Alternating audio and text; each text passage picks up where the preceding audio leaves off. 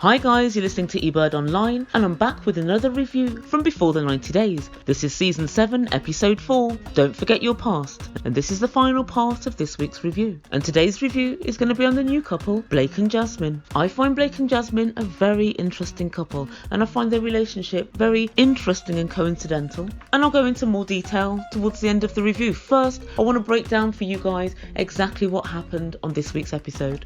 Before I begin, you know what I'm going to say, it's that time again. Subscribe, press the red button and join my flock. Subscribing to my channel will ensure that you never ever miss an Ebird Online video. What could be better? And also don't forget to comment and let me know what you think about Blake and Jasmin. So we first meet Blake and he's at home explaining to us about his relationship with Jasmin. Blake is a music producer and audio engineer from Los Angeles, California. Blake's 29 years old and he lives with his mum and stepdad.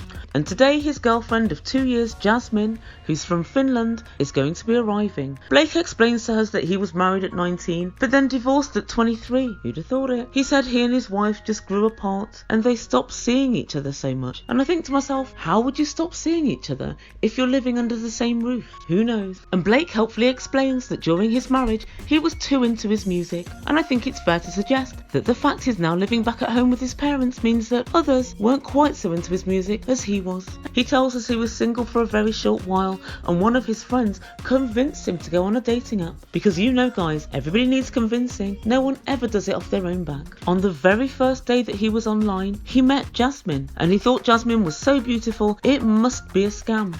Blake, the Ebird still where you were 2 years ago? Blake said he thought it was some sort of phishing website. Well, something's on the hook. Then he discovered she was not in LA, but she was in Helsinki, the capital of Finland. He immediately flew over to Helsinki and discovered that she was every bit as beautiful as she was on her photograph. And he tells us all about Jasmin. She speaks multiple languages, she's a gymnast and a personal trainer. And on his third trip to Helsinki, Blake asked Jasmin to marry her and she agreed. Immediately, Blake and Jasmin applied for the K1 visa and it was granted. It's quite interesting that it seemed so much easier for Jasmin to be granted the visa than it did for Michael and Juliana. And then we meet Blake's mum, and Blake's mum's very worried. I bet she is. What are you worried about, Blake's mum? Well, ostensibly, she's worried that she's too beautiful for her son. She says she's a beautiful girl and she's going to want the Gucci and the Louis and all of that stuff, and Blake can't afford it right now. He's not capable financially, so she's worrying and thinking, how will he keep her happy? Blake's mum, he won't. And another person in Blake's life who's worrying is his friend Rita, and she's very worried because she says Blake always gives more to these girls than he gets, and she's worried that this girl's only wanting to come over for the visa, for the green card and the opportunity to be in America. Come on Rita, there's absolutely no evidence thus far of that. But then we meet Jasmins' sister, Janette, and Blake explains to us that a few years ago they both entered the green card lottery. So this is a kind of lottery where the American government are giving out visas to more or less anybody. I won't say anybody, but anybody without a criminal record, etc, etc. And you can put in for the green card lottery and those that win get to stay in the US of A. Fortunately for Janette, Jasmin's sister, she won the lottery but Jasmin didn't. So a year ago Janette entered America and she's been there ever since. Blake continues the story. He says he met Jasmin online and he couldn't believe it that her sister lives just 10 minutes away from him. Even the producers can't hide their incredulity. They ask Blake, don't you think it's crazy that her sister lives just 10 minutes away from you? And Blake muses,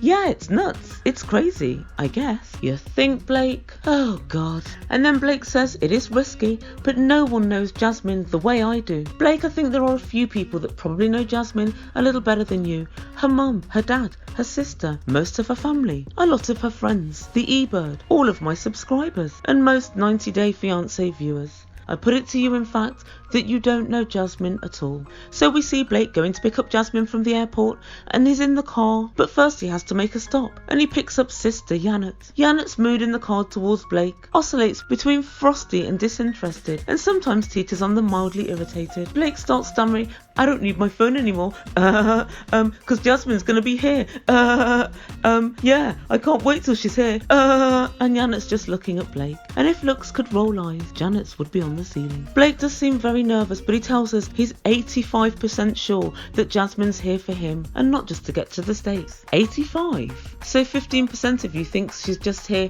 to get to the States. I think that's quite a lot.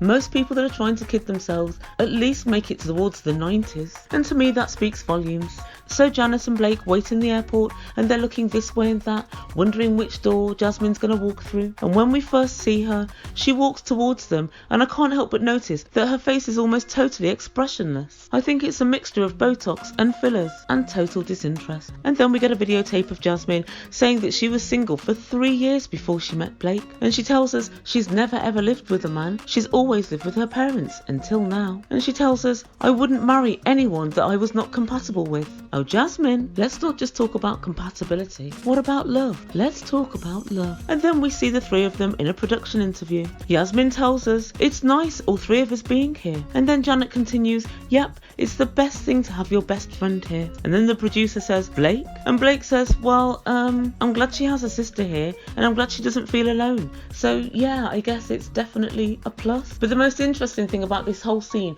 was the way that the sisters kind of looked behind Blake's back towards each other, and they looked very conspiratorially, as if it was theirs, as if it was their little secret, that they both just really wanted to be together, and that Blake was completely superfluous to either of their needs. And we go back to the airport, and Blake's putting a protective and mildly possessive arm around Jasmin. Jasmin shakes it off and says, oh, I'm hot. And again, she looks irritated. In spite of all the Botox, she and her sister do irritated very well. And even when I'm looking at the photos, each photo he's kissing her or looking lovingly at her, and she's either posing for the camera or reclining from him or pulling away from him, trying very hard to get away. And I don't know what it's going to take for Blake to take the hint, but even I've got the hint loud and clear thus far. And I think just like Princess Jasmin, she's probably going to end up marrying someone she loves. But unfortunately, that's not Blake. And the next time we see them, they're waiting at the airport for a taxi, and they're discussing their likes and their dislikes. Blake said he's excited because now he can see her every single day. And Jasmin counters this statement with, she likes to be alone, and she likes to be alone a lot. And Blake says, not anymore. And we can tell that Blake is going to absolutely smother Jasmin. He can't believe his luck that he's got somebody so good looking, and I really don't think he's going to want to let her out of his sight. And then Jasmin decides to demonstrate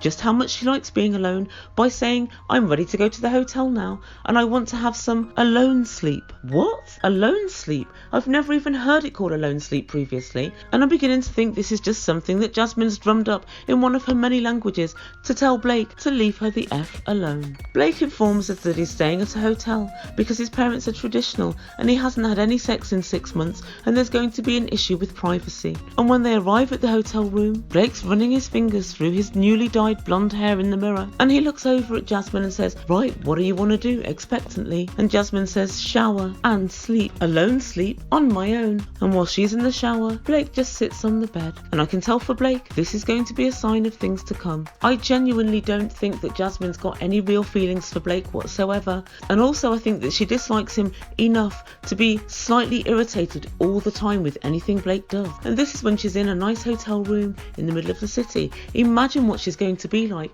when she's got Blake pouring her and being possessive whilst living in a room with Blake, with his mum and his stepdad. I just don't think she's going to like it at all. Blake was only chosen because of his proximity to her sister, and I'm really wondering to myself, what's Jasmin's plan? Maybe she thinks she's good looking enough to be able to find somebody else within the 90 days and get another relationship going. But I think, as per usual for poor Blake, he's going to be on the back foot and is going to end up losing his girl.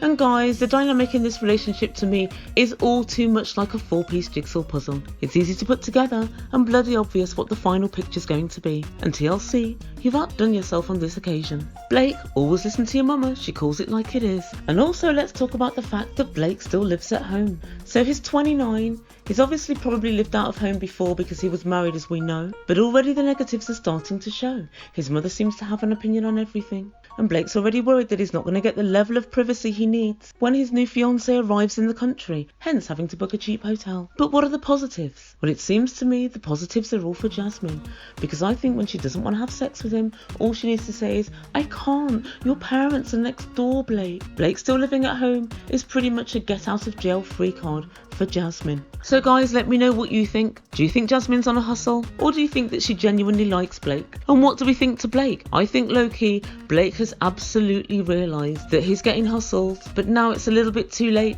so he's just trying to ignore it and is hoping to himself that he'll be able to turn the situation round. So let me know in comments below what you think, and I look forward as usual to reading your comments. Please don't forget to subscribe if you haven't done so already, and a massive thank you to all those that have subscribed. I'm getting close to my 15,000 mark, just a few hundred to go, so please help me to obtain that figure. And don't forget to like the video. You've been listening to Ebird Online. Ciao for now.